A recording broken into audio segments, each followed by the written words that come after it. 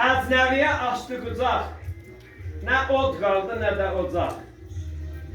Qarış, qarış, bucaq, deşik oldu vətən. Gör nə günə qaldı vətən.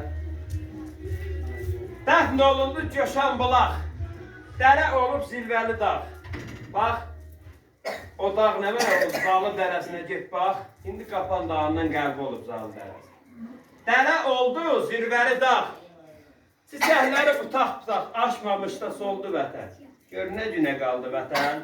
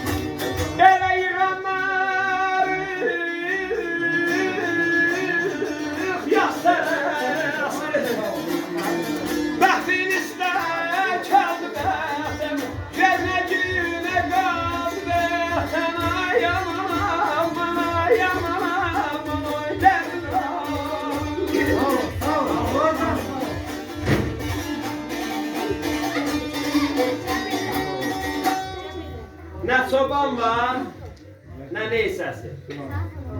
Kəhli uçmur, yox fərəsi. Yığanmarıq ha, gün gələr yığanmarıq.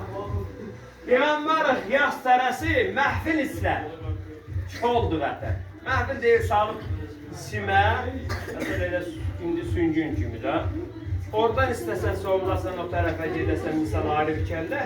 Gərək bir pasportda, bir paya xidmətdə xulasa bir şey verəsən ki, Nicahban səni yola sala gedəsən.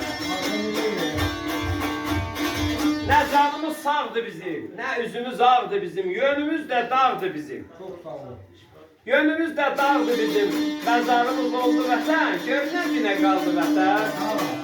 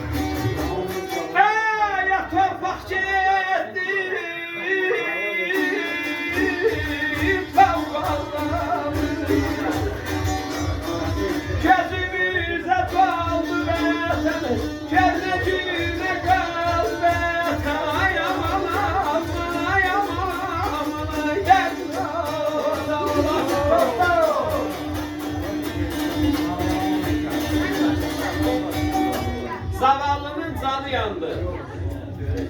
Biz uduzduq, yad qazandı. Torpaq getdi, toz qovuzlandı. Gözümüzə də doldu vətən, gör nə günə qaldı vətən.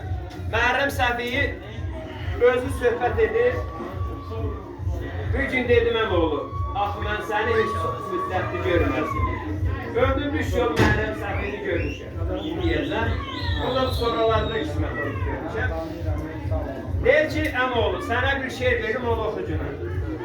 Yazır ürəyimin yağ şədərin tutuda. Gəlmişəm, saxlasan qalaram vətən. Ayrılığı aramıza kim saldı, desən daş torpağını yalaram vətən. Harada yaranmışdım, köçmüşəm hara. şimalda olur. Harda yaranmışdım, köçmüşəm hara, zaman fırıldatdı, çaldım intora. Öləndə sarınsız qoyun görə, necə səndən ayrı ölərəm vətən. Laylay salsan qucağında yoxlaram, Səfiyyəm, elçənə gəlib yoxlaram. Ömür boyu hörmətini saxlarım səni, atan deyib, anam bilir. Sən indi bəşir kimdən gələcəksin orada?